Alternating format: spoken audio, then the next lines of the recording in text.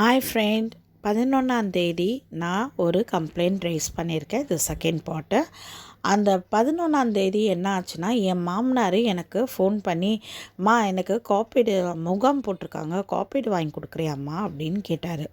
நானும் பெரிய மனசு பண்ணி நான் காப்பீடு வாங்கிறதுக்காக போயிருந்தேன். அங்கே நஸ்ரீன் பேகம்ன்றது என்னோட நாத்தனார், சின்ன நாத்தனார்.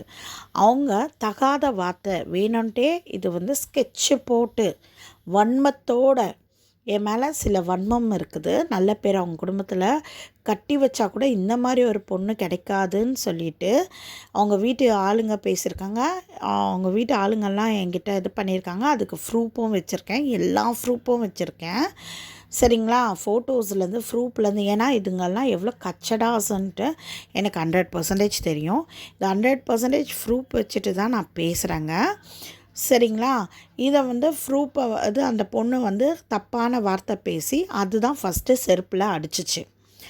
ஆனால் போலீஸ் கேஸ் நான் கொடுக்கறதுக்கு போனபோது அவங்க என்ன சொன்னாங்கன்னா, நீங்கள் ரொம்ப இதாக இருக்கீங்க, நீங்கள் ட்ரீட்மெண்ட் எடுத்துகிட்டு வாங்கன்னு கேத்ரியில் சொன்னாங்க.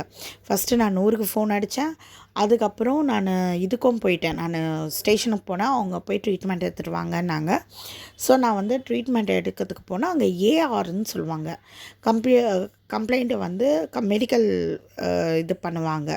ஸோ கேஎம்சியில் போய் எனக்கு ஏஆர் போட்டு கொடுத்துட்டாங்க. நான் இங்கே வந்தேன்னா மறுநாள் அன்றைக்கி வரும்போது அவங்க இது பண்ணல, மறுநாள் வர சொன்னாங்க. மறுநாள் எஸ்ஐ என்னை விசாரிக்கிறாரு. ராமனோ என்னமோ சம்திங் அவர் பேர்.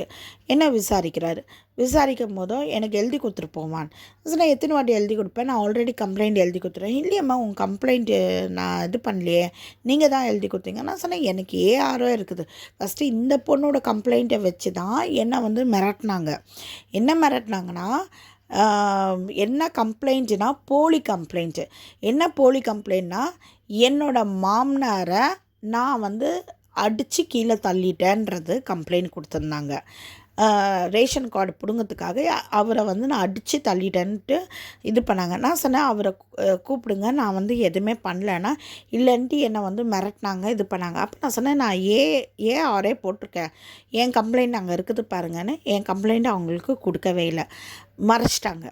என் கம்ப்ளைண்ட் அப்புறம் பார்த்த உடனே, சாரிம்மா, இந்த மாதிரி நாங்கள் பார்க்கல அப்படின்னா. நான் சொன்னேன், பார்க்காம எப்படி சார் இது பண்ணுவேன், இன்னொன்று பொய்யான வழக்கு போட்டிருக்காங்க, இதுவே அஃபென்ஸு, நீங்கள் அந்த இடத்துல போய் பாருங்கள், என்ன நடந்துச்சுன்னு கேளுங்கன்னு போலீஸை நான் சொன்னேன்.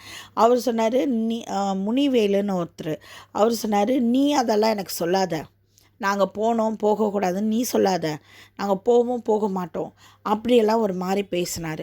நான் சொன்னேன், அங்கே போனதானே சார் தெரியும், முகாமில் என்ன நடந்துச்சு, நான் எப்படி என் மாமனாரை பார்த்துக்கிட்டேன், அவரை ஏன் நான் அடிக்க போகிறேன்றது அப்போ தான் தெரியப்போது, யார் என்னை ஃபஸ்ட்டு அடித்தாங்க